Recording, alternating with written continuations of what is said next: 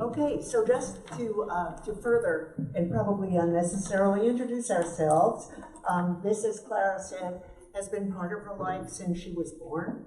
Leslie has spent years studying it, and I just like it. So between the three of us, or among the three of us, that probably pretty much sums up most people who are here's connection to this cloth. So, Clara, in Kenya, the Kijinge is the name of the cloth, as you said. How did you become aware that this was special? It was always around you. Like I said earlier, it's like it's like saying, how did you grow up around denim? It's just ubiquitous, but I also grew up at an interesting time in the sense that Kenya, it was like most African countries, were newly independent, and there was again this sort of the idea of Pan-Africanism. So the wearing of, for want of a better word, African cloth was very popular when I was growing up.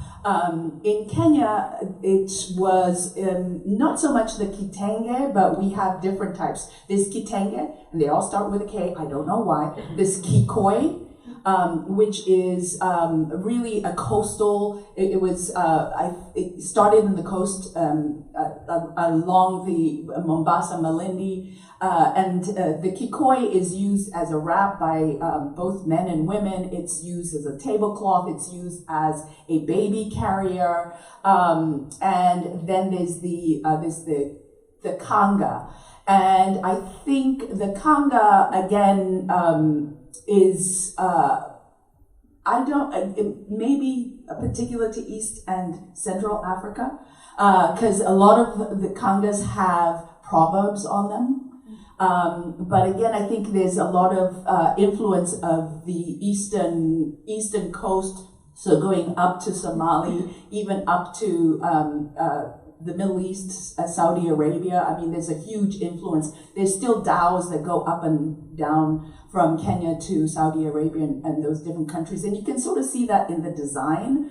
But it was just, I didn't think of it as being anything other than just, what's there,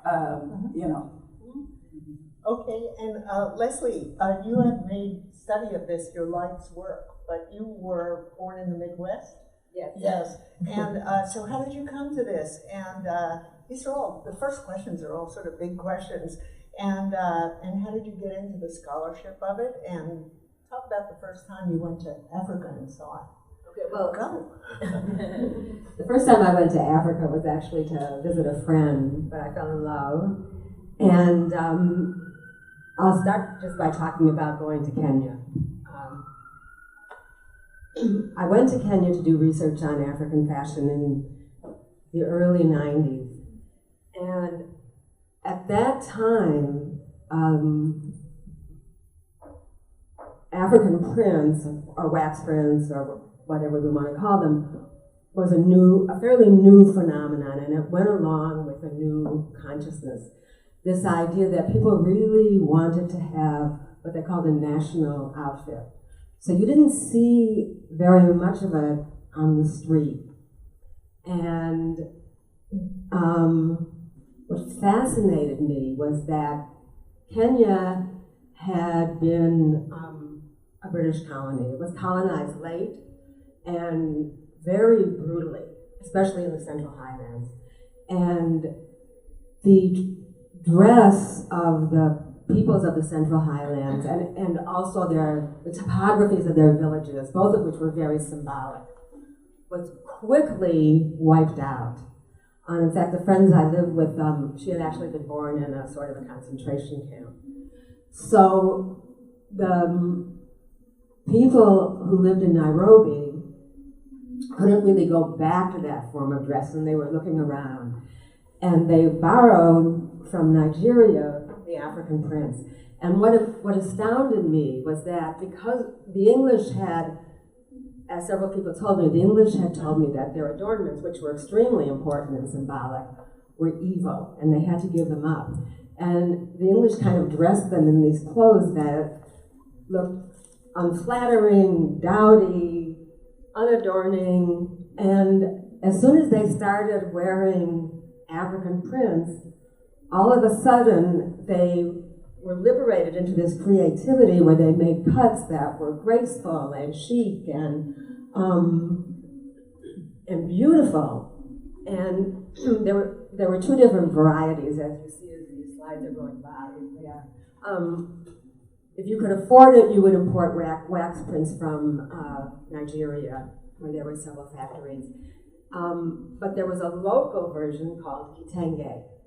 And so the fashion students would use it. I believe it was manufactured in India, I'm not sure.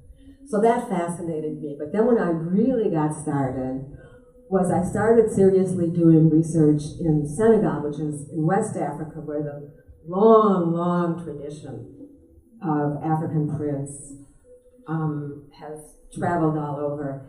And I was fortunate to do research in the factory in Dakar, Sotiba, which some of you may remember in the 80s and 90s had a huge market in the USA for the African American community. And at that time, everything was done by hand.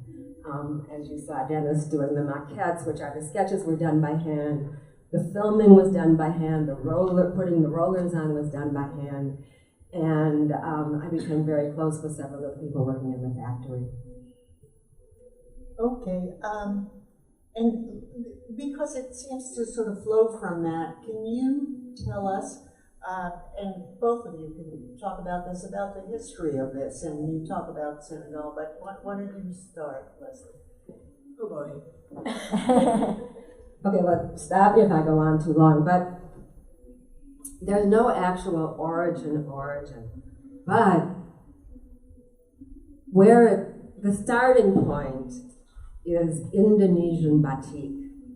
And at the beginning of the 19th century, the Dutch, of course, had this colonial relationship with Indonesia, and the Industrial Revolution was going on in Europe. So Europeans, the Dutch and the British, took this Indonesian batik and made imitations of it, or experimented with making imitations of it in factories in Britain and Holland, and also eventually in Switzerland, and sell it back to the Indonesians. That market kind of faded by the end of the 19th century. So by the end of the 19th century, the British and the Dutch started trading this sort of imitation batik with women in Ghana. So they had to rely on tastemakers and women merchants who would sell it for them, but it actually wasn't that easy. I was really struck by what Dennis said in the film, where he said, we need images that reflect our daily life, that reflect who we are. And so the merchants soon found that if they wanted to sell this fabric, the fabric had to have images that reflected African taste, that reflected African proverbs, that reflected African life. And one of the ways they were able to sell it was to make imitations of African hand-dyed and hand-woven fabric. So it starts in Ghana, and then it spreads up and down the coast and into the interior of Africa. Just a quick comment about the Indonesian market. My understanding of it was, and this is because in Kenya, one of the first art forms you learn is actually doing wax print. But the Indonesians did not like because the Dutch and the British made the whole point was to make something that you could be quickly reproduced. But what they gained in mechanization, they lost actually in quality. So the Indonesians turned their nose up at it because this is just not the same quality as hand done batik cloth, wax cloth. So that's why it didn't succeed they didn't succeed in exporting it back to Indonesia. Yeah, and had to find other markets. That is one of the stories. Yeah.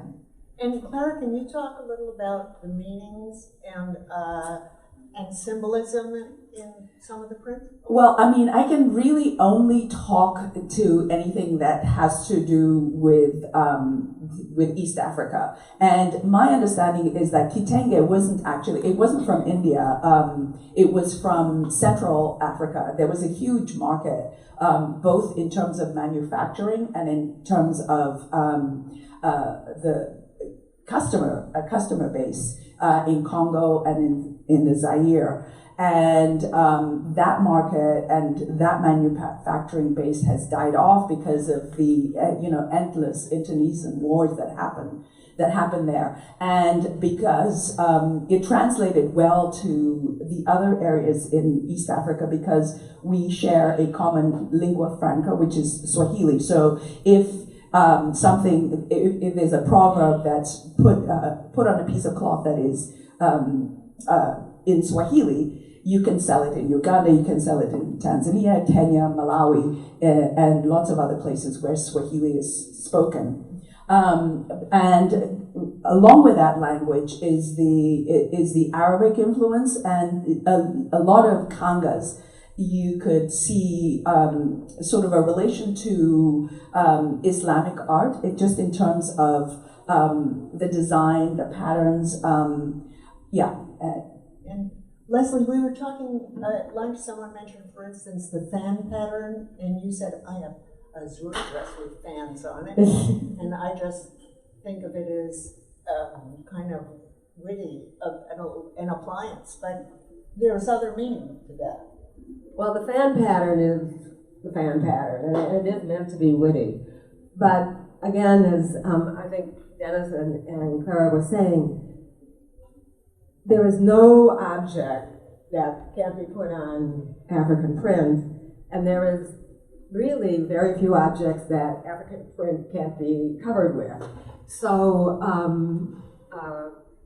so there are fans, there are cell phones, but there are also... Is there symbolism? Definitely. One of the classics, and it's going around, is called the ABC pattern. And you see the alphabet, and you see a blackboard. And what that symbolizes, especially to the Ghanaian women where it started, but also in Benin, is a desire for education. Either the fact that they want to be educated or that they want their children to be educated. And then a later version of that fabric has the ABC pattern on laptop computers, showing that they want their children or they want themselves to be techno-educated. There's patterns that have witty meanings like roller skates and bicycles and forks and knives and spoons. But there are also sort of abstract or floral patterns that in local communities they'll give a name to, like a flower pattern that becomes called fleur du mariage, flowers of marriage. Or a proverb like, and a lot of the proverbs have sort of sexual or marital connotations, like one of them is, if you go out, I go out. Or one of them that looks like it has eyes on it is called, I'm not afraid of my co-wife's jealous eyes. Or there's another one that if you look at it, it looks abstract, but if you hear the name, which is, my husband is capable, you see that it's all over pattern of lips. Now, which lips these are is not clear from the pattern. So, but then there's also, and I think you talked about this a little bit, what are called memorial fabrics. So you see the Kwame Nkrumah fabric, the Barack Obama fabric, which is also on the Mutato, but you can also say you're running for office. You can have your own memorial fabric made with your own photograph on it. The Angelina fabric, which is probably the classic of classics, became the dashiki, and is now known as dashiki. And it was actually Vlisco, which is the big Holland wax factory, claimed to be the true origin, but actually the designer at Vlisco copied this from an embroidered robe of noble Christian women in Ethiopia. So ironically, copy of the noble Christian woman's robe becomes the symbol of Black power. And then it goes on and on. There are so many, thousands of prints, right? This is a just silly question, but that's why I'm scribbling my silly questions. The serious questions are already prepared. But if two women come to a wedding wearing the same cloth, is that a very bad thing? The way two Oscars at the opening of the symphony would be. I don't think so. I mean, there might be some competition because again, the idea. Clothing is still very much bespoke. So you have your tailor and you have your own style, and you might try and one up each other. I don't know. I know in Kenya, the head wrap is very competitive. So who has the bigger head wrap and who has more fabric in the outfit? So you may have the same fabric, but and this speaks also to someone might say, yeah, same fabric, but I can tell you that one is imitation. And because you can the material, people really know their materials. You can tell it by the touch, even perhaps by the smell. Is it printed on both sides? Is this an imitation? So yeah, I don't know. Is that, this is a little bit off the subject, but forgive me, the cloth that's printed that you see all over, that's printed Kenton cloth. Yeah. Is that disdain? No, it's probably understood as being aspirational. Mm-hmm. Because people can't all afford the handmade. Mm-hmm. But then, you're advertising in one way or another your status. Mm-hmm. If you have the real thing, people know. And if you have the imitation, and people know that too. Yeah. So I wanted to ask how the people who are making these clothes, maybe this is for you, Sandra, perceive. Do they talk and think among each other about the people who are wearing them, that there's a room full of people in San Francisco wearing them, or all over the country, or all over the world? Well, I think we do. Obviously, we think a lot about who's going to be wearing it and how. But I think that because we're mass producing, I think it's quite different from what Clara is saying about in Kenya, where it's bespoke. And yeah. It's a one-on-one relationship, and the wearer has a lot of control over the look. And something else I would say that, again, the concept of the designer is a fairly recent one. And one of their challenges is competing with this idea that people, the bespoke market, because when you go and you buy your bolt of cloth, you have an idea. But the young designers, there's another tension, or a constraint even, because I can again only speak for my knowledge is somewhat limited to Kenya, but I think just in other conversations amongst I would say maybe the millennials, a lot of people think, well, in fact, last year in Kenya, there was a collective of designers that came up with a book titled Not African Enough. And it's all about new designers. And one of them started by deconstructing and reconstructing the secondhand market clothes, and then when he became a little bit more established, felt that he had to use, either kitenge or ankara. But then he says, the only time I ever saw my mother wear anything in that fabric was at her wedding, and it doesn't speak to me. So I want to look around, and if I'm really going to be authentic, leather. let's go for some leather. My people wore leather. So they're thinking differently about it. Is it really authentic? I mean, Kenya has 42 different ethnic groups, and let's not even get started with Nigeria, where there's more than 250. So when we talk about African cloth, what are we really talking about? And so, Is there, if you wanted to buy a piece of wax cloth to have a dress made, you would go and buy that separately, or you would buy that from the tailor? Oh, you buy it separately. And is there a huge variety in the price? Oh, well, I mean, if you've ever done shopping in Africa, you go to that shop and then they'll give you a price. You go to that shop, they give you that price. You go back to that shop or the one next door and say, yeah, they gave me this price, you know. So this bargaining is part of it. But it's also who you are. So the idea about bargaining is you arrive at a price that's what's fair for the buyer and fair for the seller.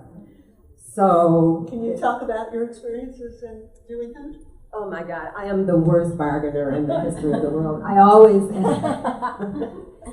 overpaying, but there are two sides to the spectrum. One is that I can always expect to pay more. And one time I was in Kenya where a jeweler had asked me to export for him, and we spent the entire afternoon bargaining. And he was explaining to me that there is a Kenyan price and there's an American price. And we became very close over the years, but on the other side, and this was the story that I told Sandra, I recently had a couple of experiences with artisans in Senegal, one of whom was a dyer, and the other of whom was a leather maker. And they're really from the old school, from the old world, and they don't really care about the price. They want you to like their stuff. And this dyer, I was going to have something made by him, but I had to bring my own fabric, and then my bag got stolen, and I couldn't bear the thought of going to buy fabric, taking it to him, going back and going back.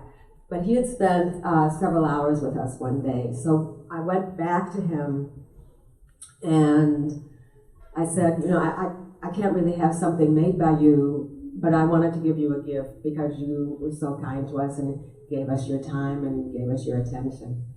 And he was very touched by that, but he was also horrified by the idea that there were evil people in Senegal that would rob me, and he felt that he had to compensate for that and show me the good people of Senegal. So he loaded me and my friend and my husband down with beautiful hand-dyed fabrics that were worth many, many times of the gift of money that I gave him.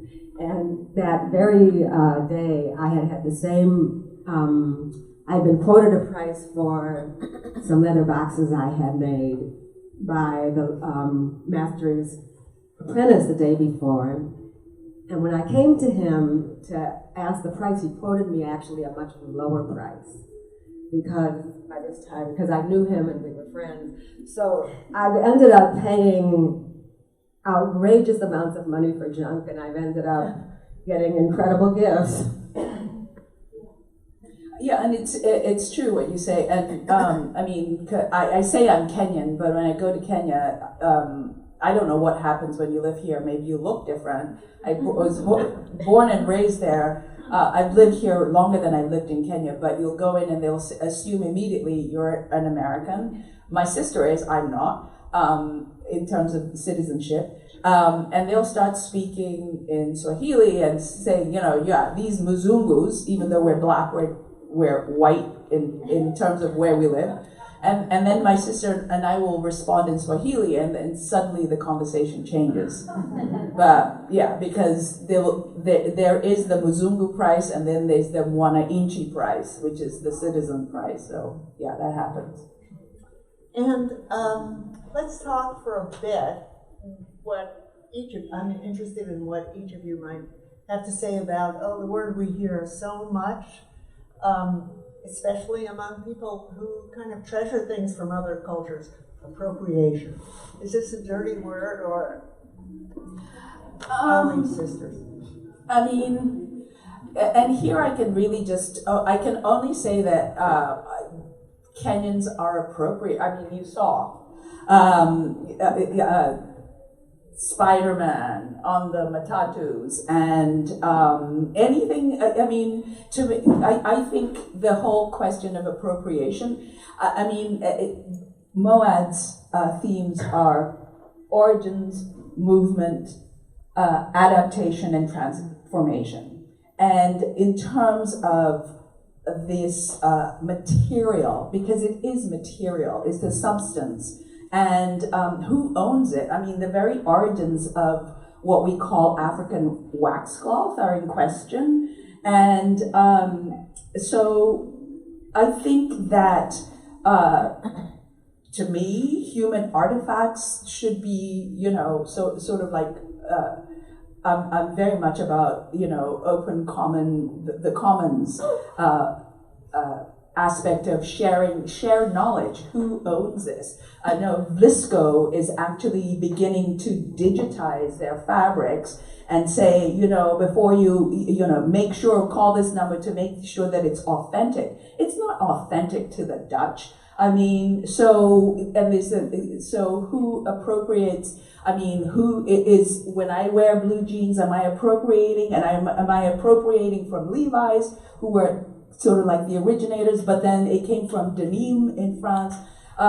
We borrow, we exchange. I think it becomes, to me, real appropriation is when you take an idea, and then you trademark it, and then you license it, and like the whole Hakuna Matata. That's my language, and Disney has a trademark on that. Wow, that's some kind of appropriation. But when it's shared and people do it respectfully, then I'm all for, I'm all for that. But it's when it's done disrespectfully as a way to mock a culture or mock a people or mock a language, then it's disappropriation. And it's disrespectful, and it happens for all kinds of reasons. But I just think that human knowledge is in the ether. Lisa? I agree with Sandra, so I'll go on to talk about other aspects of it. I've seen so many examples of African artisanal goods being sold in the United States, knowing that the artists and the artisans are paid a pittance for what gets sold for a handsome price in the United States. So the question really is, and I think this is what we're seeing here today, how much sharing is actually going on? And we have to be really, really careful of that. Now, Dennis, as an artist, he would love to be globally known. And Sandra is helping him do that. So there's, you see, a real sharing. But knowing, and this is another aspect of appropriation. As you've been pointing out since we began, there's a history behind this. There's a culture behind this. There are many cultures behind this. Taking those things out of their history, out of their culture, the way that, for instance, I can't remember who, some of the big Paris or Italian designers do, and using them for a season is not respecting the culture, is not respecting the history. It's just making one-time ornamentation. Okay, and Sandra, maybe the next area which we... I agree with that, but... Oh, come on, let's have a fight. No, I just don't know that I think I don't know that because if it's, and again, and trust me, I am contrarian just sometimes for the sake of being contrarian. If we're talking about the origins of this fabric, so who's being disrespected or who is being, I mean, because let's look at where some of the clothing that you can go online anywhere or Alibaba, and some of it is being made in China, but it's in the guise of, you know, African design, African, and I think Yinka Shobari has an interesting perspective on this, because like he did a series of small tiny little dolls in Africa, and I think we even had, there was and I think he has a sense of humor about it, and we do have to have a sense of humor about it, because it becomes fraught with a reason to feel. I don't take offense. I will say for myself, I don't take offense with that, because there are Black designers who may take something. I mean, there's Kenyan designers right now that are influenced by, because China has a huge influence in Africa right now, and some of them are using traditional designs that you would say, well, that's Chinese, and so there's two sides to that coin. And are they being disrespectful to Chinese culture? I don't think so. I think sometimes it's a way of acknowledging something that you admire. And yes, I understand that context is everything, but I don't know. I think that we live in a global culture, and I have a hard time,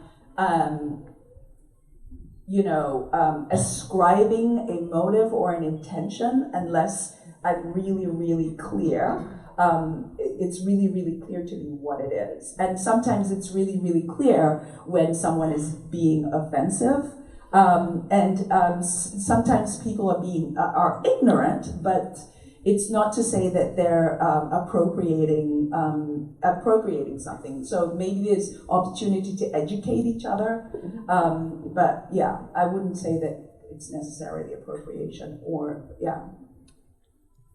Thank you. Sandra, you and I have talked a little about the textile industry and the effect of what's happened in recent years. So could you, because that has had an effect on this business, and you have a kind of purpose. Sure. Well, so we made this textile in Ghana, and that was really important to us to make a textile on the African continent. We worked with a factory called ATL, which Leslie can probably talk a lot about the history of, but it was the first factory in Ghana to open after independence, making textiles. And so that was really important to us to be able to ground this textile in the African continent in every way, from the design to the printing to the production. But it's a global culture, like Clara was saying. Like, things are made everywhere in the world, and these textiles, many are still made in factories in West Africa or in Southern Africa. There are very few in East Africa. But they're also made in China, they're made in India, they're made everywhere. And I think that in acknowledgement of sort of the dynamic nature of these textiles and how they've traveled through cultures over time, even today it still exists. And I think that it's important to recognize that we call these African wax prints, but they may be made somewhere else. But maybe they're designed by a Nigerian sitting in a city in China. And so what is the origin of that? And I think that it's really amazing to think about just how culture is constantly changing. It's constantly in flux, but we have that material. We have these objects that we can look at, but they embody so much more than just a single place or a single culture, or the wearer, even. But, yeah. Thank you. Go on. Yeah, I have a different view of this and of global culture.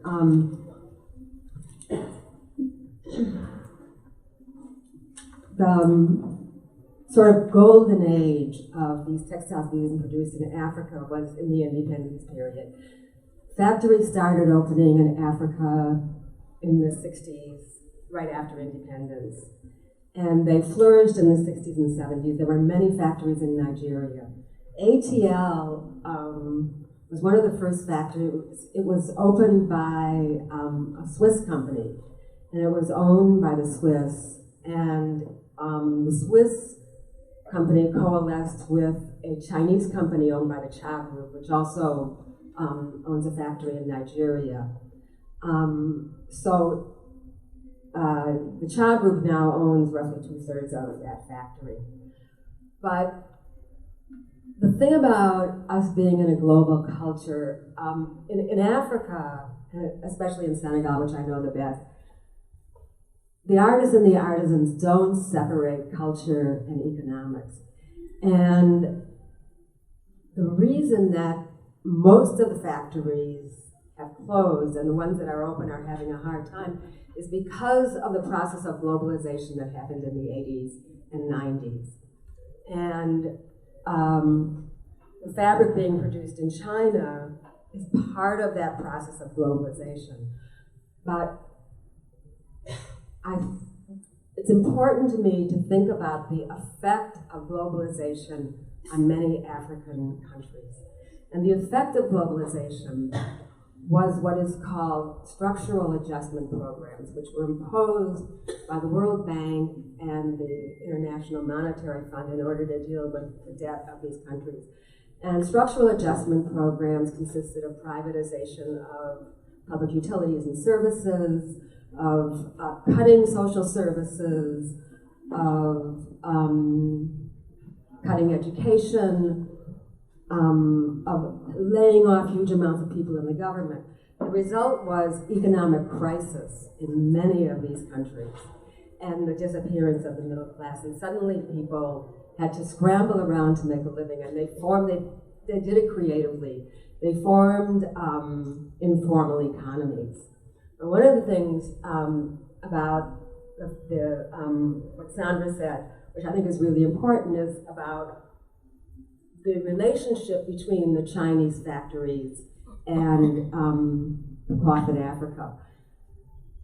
The factories in India, I visited a factory in India. The factories in India and China are dependent upon mostly women traders, cloth traders, who by their own wits become very, very wealthy trading cloth. They're called Nana Benz because they drive Mercedes-Benz.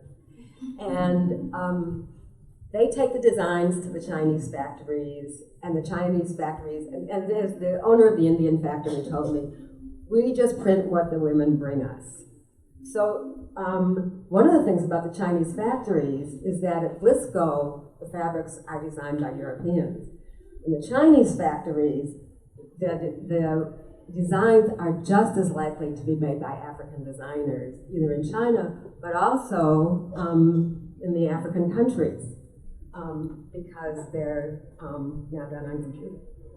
So I think that when we talk about global culture or appropriation, we need to really, really, really appreciate the creativity that Africans have come up with to survive and create beautiful cultures when they've been so excluded from the benefits of the global economy.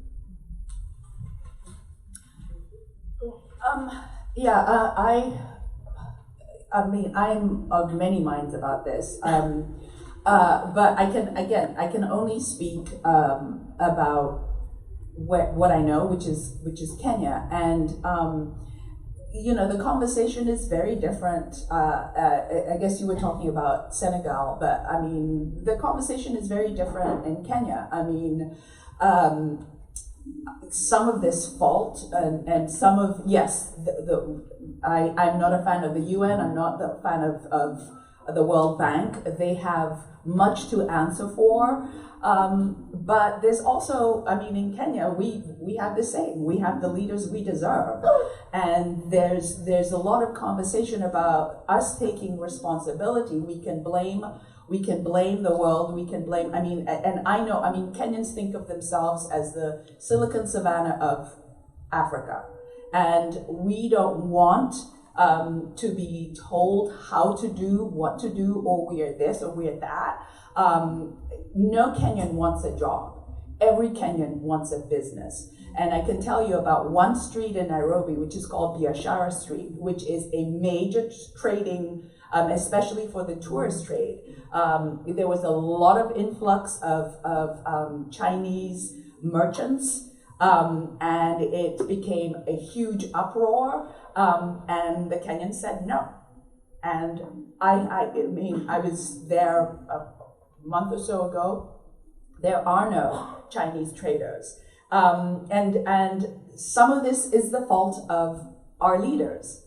And I think me as an African, I'm just saying, how do we step up? It's great to say, you know, we are creative people, because honestly, Kenyans are so creative. I mean, all the mapping of the driverless cars, a lot of the coding is taking place in Kenya. But what happens to, again, the intellectual knowledge? M-Pesa makes PayPal look like a 20th century app. I mean, it really does. But then, when someone comes and offers you a few dollars in terms of an application, what do you think? For us in the diaspora, we have to have different conversations, because we are the ones that we have been waiting for, not anyone else. And until we change, our governments won't change. China will come and do what other colonizers do. Because, why? Africans let it happen. I mean, we're not ignorant. But I'll say this, and I'm just saying, as human beings, we love money the same as anyone else. So I mean, we need to emancipate ourselves from, as Bob Marley says, you know, a colonial mentality, because it happens over and over again. China will come and go, another hegemonic power will come and go unless we learn differently, and that's just my opinion. Okay, I think that we have to end our part of the talk here, but we do have a few minutes for questions, so we would welcome you. If you have a question or a comment, raise your hand, stand up. Anybody? Go ahead. Speak loudly. So I'm from Morocco, born and raised, and I traveled a lot in Africa. And 2 months ago, we had Christian Dior, who came to Morocco in Marrakesh, and he did a fashion show, a collection that they call Croisière. And so we are kind of like a group of activist women in Morocco. And when we knew that they're gonna come for the fashion show, we were like, you can come for a fashion show, but you have to use like association of women who are working with broderie. And it's the first time that like it happens. So Christian Dior used like the Moroccan broderie, you know, like we traveled with them like all over Morocco, and they worked with like more than 200 women. So, you know, for us, when they came, it was exactly what you're talking about. They were saying, oh, it's a chance for you that we're gonna launch our collection here, you know. And, you know, I think that like for us African, we have to, because I mean, you know, we grew up like wearing couture, and all this clothes has like huge history of our, it's not only clothing, it's like, you know, when you travel all over Nigeria, you have like so many different ethnies, and each ethnic has its own print. Right. So for sure, like our clothes, it's like our identities, who we are, it's our history. So we have like women, because most of the clothes are coming from women in our countries, you know. And I think that like for me, it's a real big subject about the colony, about, you know, in Morocco you go, you have like a big, you know, wave of like Chinese, you know, coming. I think there is a big market. I think it can be a parallel market, you know. But also I think that like there is something that has been done from each, you know, artists or, you know, locals. Like it's a real like big subject. about about like the clothing and I would say, like, especially I mentioned the not African enough. That's exactly how they feel. It's like, because you look at Kenya, the population of Kenya, there are, sort of the indigenous Africans, but there are people who's, they're part of the Indian diaspora. And I call that part of my culture. There's a huge influence of the Arabic culture as well, and that's really, and as Kenyans we're thinking about, or the young ones are thinking about differently. I mean, so if people talk about Africa like it's one monolithic place, and it isn't. Even the title African, what I mean, really. It isn't.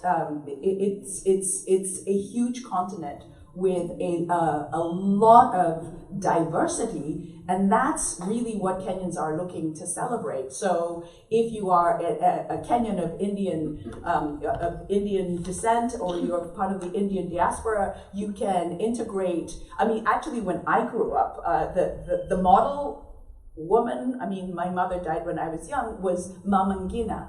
And if you look at her costumes, she actually did not use a lot of quote unquote African print, but there was a lot of embroidery, and that is directly influenced by both the Arabic culture and the Indian culture.